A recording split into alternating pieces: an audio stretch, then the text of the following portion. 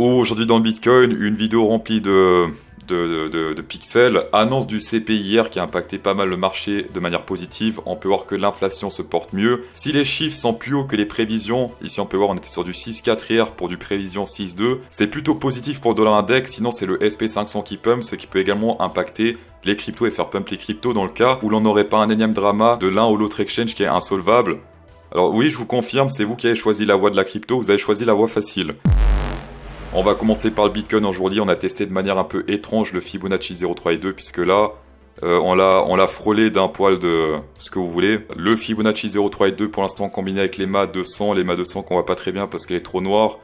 Je respecte la couleur de l'EMA 200, mais on va essayer de l'éclaircir un peu. Ici, on est bloqué entre l'EMA 20 et l'EMA 50. Lors d'une tendance, c'est totalement normal de swinger entre ces deux EMA. Suffit de voir ici, lors de cette tendance baissière, par exemple, totalement baissier, hop, on swing entre l'EMA 20 et l'EMA 50. Ici, hop, on pète, et puis on redescend, et ainsi de suite. Ici, quand on peut le voir, on a pété l'EMA 20, mais pas encore l'EMA 50, donc la tendance reste totalement haussière. On peut voir également sur le volume profile qu'on a quitté cette zone de petit volume à la hausse, et là, il n'y a plus rien, c'est un gros trou, jusqu'à environ 22 839, donc là il n'y a que dalle jusqu'à environ cette zone de range. Également sur le RSI, on a deux résistances qui se croisent sur ce niveau. Pour l'instant, on dirait qu'on se fait rejeter, mais si on transforme ça en support, ce serait pas mal parce qu'on pèterait deux résistances d'un coup sur le RSI. Et également sur le VMC Cypher B, on est sur une divergence boule qui s'est confirmée, c'était hier soir, boule verte, ravalement de 1, 2, 3 bougies rouges. Donc là, il y a une divergence boule qui s'est confirmée en tendance haussière sur le VMC. Selon moi, ce pic de volume serait pas très compliqué à atteindre. Ce qui va être plus compliqué, c'est la suite, puisque on s'est fait rejeter ici sur ce niveau alors qu'il y avait zéro volume. Ici, au vent de Twitter, on est sur un indicateur qui combine plusieurs métriques. Par exemple, on a le SOPR qu'on connaît, le total volume et plein d'autres mots très extravagants. Si vous êtes patient, c'est toujours pas trop tard selon ce graphe pour du long terme. Si vous pensez 10 000, eh bien... si Dieu veut, Inch'Allah. Bitcoin en fort hour candle, une chose très intéressante s'est produite. Peut-être que vous le voyez, peut-être que vous le voyez pas. Et si c'est pas le cas, attendez un peu, vous allez voir. Donc ici, simplement, on est sur un enchaînement de range un peu bizarre. Le volume, ça change pas, ça se passe autour des 22 900, 23 000, on peut arrondir. On a une excellente divergence boule qui s'est produite sur le Action Price et le RSI, puisque là, ça monte beaucoup, là, ça descend. Boule verte ici sur cette bougie là, hop, longue, et depuis ça fait que monter. C'est vrai que ce théma ici peut porter à confusion puisqu'on zigzague un peu entre deux. Cependant, la tendance reste haussière de justesse. Là, elle part un peu en mode freestyle, donc on peut prendre les longues et les shorts. Alors là, divergence boule, donc longue. Et là, est-ce qu'il y a une divergence bear? Non, puisque là, ça monte sur le RSI et là, ça monte également. Et la chose que vous avez peut-être tous remarqué, c'est sur le RSI, c'est cette cassure de cette grosse résistance avec 1, 2, 3, 4, 5. 1, 2, 3, 4. Et 5 retests, 5e cassure. Donc ça peut faire des résultats assez incroyables. Éventuellement retest pour être toujours plus haut. Mais là, je m'attends au moins à cette zone de volume. Le centre du range, c'est à 23 300. Mais de manière safe, je préfère prendre quand même un peu ici dans cette zone de volume. Parce qu'il y a pas mal de volume dans cette zone. Donc pas mal de vendeurs. Donc dans cette zone premier TP, on est très proche. Donc je vais pas prendre de TP dans le centre de ce range. Je préfère prendre légèrement trop avant que légèrement trop tard. Sélection naturelle sur du court terme, ça se passe. Sur du très court terme, si on zoome vraiment. Il y en a légèrement plus à la baisse, mais vraiment légèrement. Il y en a également à la hausse. Si on dézoome un peu, eh bien c'est clairement à la hausse, surtout autour des 23 400. On a pas mal de sélections également à la baisse, mais qui est plus éloigné, donc plus difficile d'accès pour les market makers. Donc là, ce serait plus facile pour les market makers d'aller dans cette zone. Bien sûr, ça peut se modifier, donc ne visez pas trop long avec cette zone de sélection naturelle parce que ça change beaucoup. Ce qui est mieux, c'est le court terme. Le court terme, on a plus de chances d'accéder que si on dézoome, parce que là, il y a beaucoup de sélection naturelle à la baisse, mais c'est plus facile d'échapper à cette sélection, puisque si le prix descend légèrement, eh bien, les gars, ils peuvent sortir de leur position avant même qu'on atteigne cette zone. Alors que là, c'est plus compliqué, d'accord, sur du court terme. Vous voyez le plancton, cette zone de volume gigantesque fait son effet, puisque je m'attendais pas trop à une réactivité sur cette zone, puisque beaucoup de gens attendent cette zone, et quand beaucoup de gens attendent une zone comme ça, ça fait pas trop son effet. Et pourtant, voilà, CryptoSo s'est trompé, puisque depuis, on a pris le volume ici, et hop, on fait que monter. D'ailleurs, on peut voir les whales qui achètent depuis tout ce bottom, ça fait que monter en fait niveau whale. Et une fois plus, les whales avaient raison. Pourquoi? Parce que depuis un jour ou deux, ça fait que pumper, donc ça se fait plaisir. Et on peut voir ici que les whales achètent toujours. On peut voir également des petits planktons qui commencent à rentrer dans le game, mais les whales sont toujours chauds pour acheter, même si on a pump déjà pas mal depuis hier. Une fois plus, pas d'émotion, je vous partage simplement ce que disent les données on-chain. Donc là, clairement, oui, les whales achètent et ils achètent encore.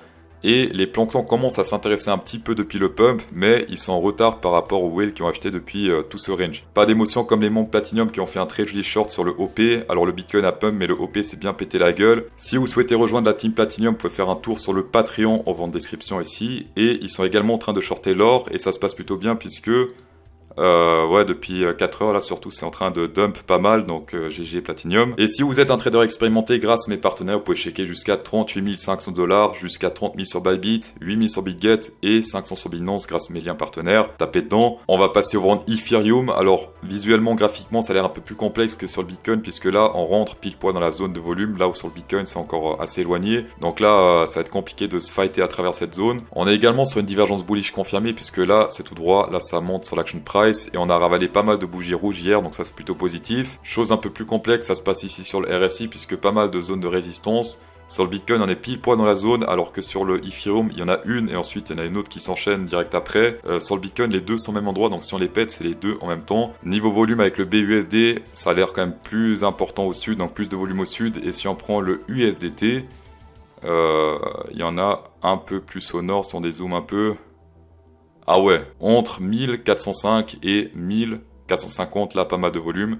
Et au nord, on a un petit spot, mais rien de très important comparé à ce qu'il y a au sud. Et ça concorde un petit peu avec ce qu'on a avec le BUSD, puisque là également on a pas mal au sud pour que dalle au nord. Mais une fois de plus, je vais rester sur mon trade Bitcoin, parce que là, Ethereum, ça a l'air trop complexe, parce qu'on a pas mal de bulles, pas mal de bears. Donc c'est un peu mitigé, alors que sur Bitcoin, c'est légèrement bear pour pas mal bulles. J'ai préféré, comme dit avant, trader le Bitcoin. Petit shake sur le gold, moins précis que les Platinum, mais on va quand même regarder vite fait ce qui se passe sur le gold. Bah là, ce qu'on peut voir, c'est que la tendance se renverse. Là, on était EMA 20 au-dessus, EMA 50 en dessous. Tendance haussière, qu'est-ce qui se passe? Ça se renverse à partir de ici, EMA 20, EMA 50. Et depuis, hop, on teste l'EMA 20, zigzag entre les deux pour ensuite descendre toujours plus. Et là, on peut voir qu'on clôture même pas au-dessus de l'EMA 20 avant de se rejeter beaucoup plus fort à la baisse. Donc là, la tendance est en train de se renverser de manière assez puissante à partir de ce dump ici, puisqu'on a pu péter l'EMA 20 depuis ce dump. On voit également sur le RSI que ce triangle a été pété à la baisse malheureusement, et donc ça peut faire pas mal de résultats sur l'action price. Le Shoppiness est également très surchargé, ça peut annoncer pas mal de volatilité, et une fois plus, qu'est-ce qui se passe là? Pas mal de volatilité une fois qu'il se décharge. Niveau support résistance, on s'approche de cette zone de support autour des 1816, ça fait très longtemps qu'on parle de cette zone, parce que ça correspond également à la 0,618 en jourly. Et une fois sur cette zone, ça va être le moment véridique pour savoir si on continue cette tendance baissière ou pas. Si on se relève ici, ça peut être très fort. Pourquoi? Parce que 0,618, beaucoup de volume, donc là, ça peut être très puissant à la hausse. Et si on continue à descendre, ça signifie que gold to the ground. On va passer sur le dollar index qui est impacté par l'indice de prix à la consommation.